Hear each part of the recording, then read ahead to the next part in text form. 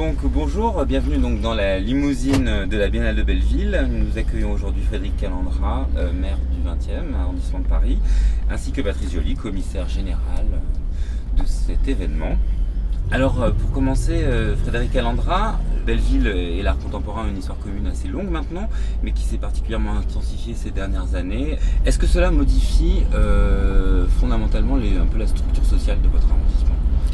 La structure sociale était déjà en voie de modification avant, mais vous savez, Belleville, c'est depuis sa création en permanente modification. Ce sont des villages qui étaient extérieurs à Paris, qui ont été rattachés 10 ans avant la commune et qui ont été les premiers à prendre les armes au moment de la commune. Donc c'est quand même un peu un chaudron.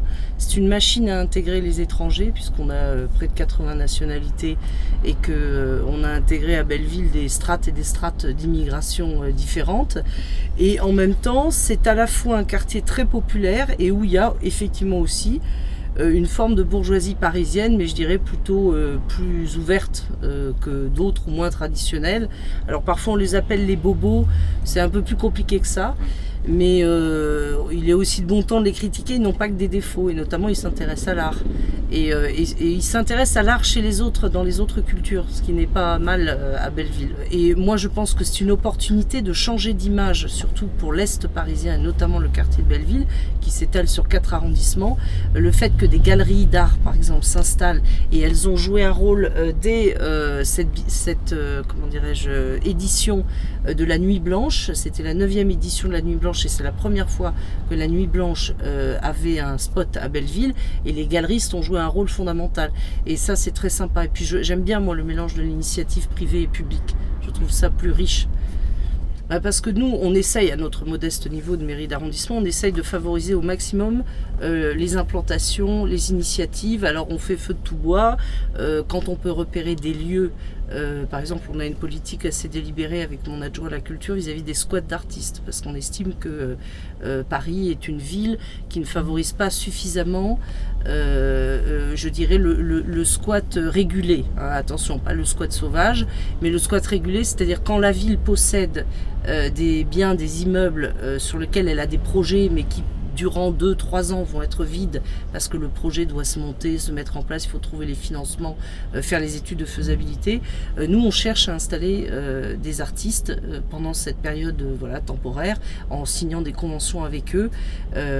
C'est l'une des façons d'agir. Une autre façon est de regarder les locaux en rez-de-chaussée d'immeubles et d'essayer d'obtenir des loyers un peu plus bas pour des artistes.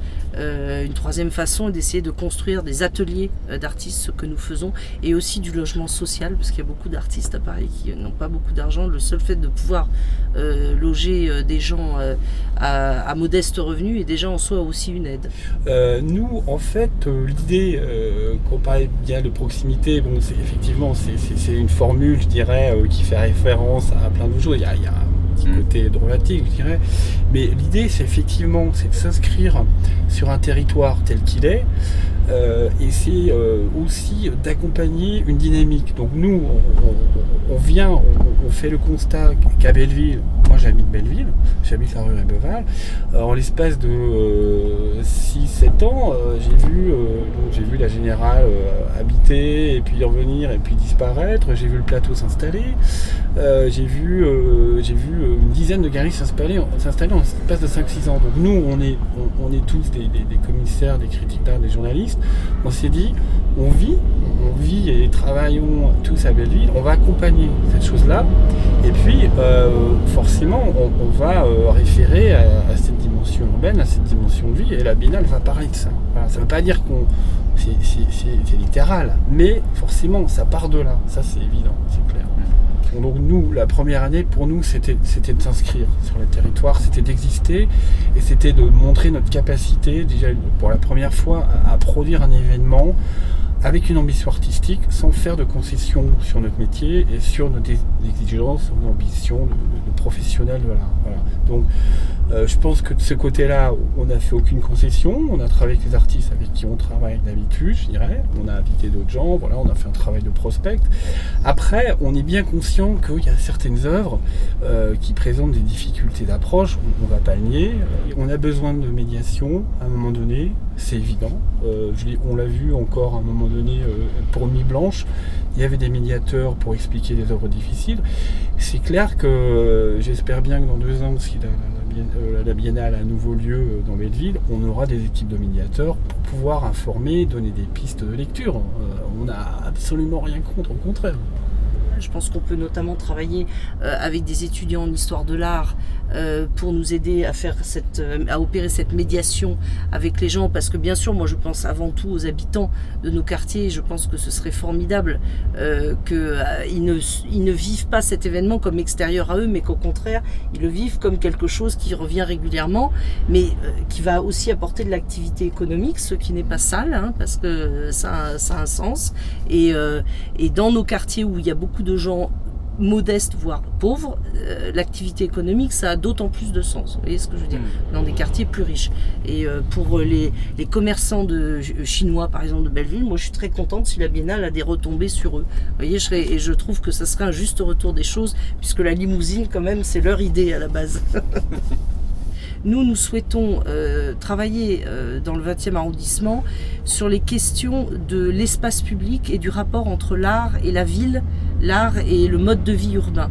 Hein, donc tout ce qui sont les arts, pas les arts de la rue, mais les arts urbains, c'est-à-dire le graphe, le détournement de l'espace public, le détournement du mobilier urbain nous paraît intéressant. Le fait de donner à voir aux gens qui ne font plus attention à leur environnement une autre réalité. Vous voyez, leur rue, leur visuel habituel, tout à coup les interpelle. Et on a travaillé beaucoup là-dessus. C'est pour ça qu'on trouve que ce que fait la Biennale est extrêmement intéressant. Ça va tout à fait dans ce sens-là. Je suis assez attachée à ce qui se fait dans la rue et ce qui se fait, je vous dis, avec l'espace public, avec le mobilier urbain. Je suis toujours frappée de voir que Paris est très plan-plan de ce point de vue-là par rapport à d'autres villes européennes, hein, comme Amsterdam ou Berlin. Mais je ne sais pas si vous avez vu la rue des Noyers à Belleville. On a demandé au service de la propreté de ne pas nettoyer, de ne pas enlever les graffitis rue des Noyers. La rue des Noyers est devenue un objet artistique en soi. Voilà, donc je pense que la Biennale peut amener à revisiter notre environnement. C'est l'un des rares lieux de Paris, Belleville, où on n'a pas l'environnement haussmannien classique, un peu psychorigide, qui nous oblige vous voyez, à rester dans les clous. Une ville qui ne tolère pas qu'on puisse peindre ses rues, voilà, c'est un peu une ville qui se muséifie et qui se sclérose. Hein. Faut dire ce qu'il y a, c'est dommage. Voilà, faut aussi que les artistes puissent venir brusquer aussi et puis faire bouger les limites d'une ville. C'est ça l'artiste aussi. Hein. Il remet aussi en cause des principes. Je trouve qu'il y a une espèce de joie qui ressort, de dynamisme. Voilà, c'est un quartier en tension dans tous les sens du terme, aussi parfois négative, mais c'est ce qui le rend intéressant. Et puis c'est la plus haute montagne de Paris, hein, puisque la colline du Télégraphe dépasse d'1 mètre Montmartre, hein, celle de Montmartre, hein, je tiens à le dire, à mon ami du maire du 18e arrondissement, Daniel. Et il y a moins d'escaliers. Et il y a moins d'escaliers. C'est pour ça qu'on a installé le Télégraphe en haut de la colline du Télégraphe, c'est que c'était le point culminant plus élevé de Paris. Voilà.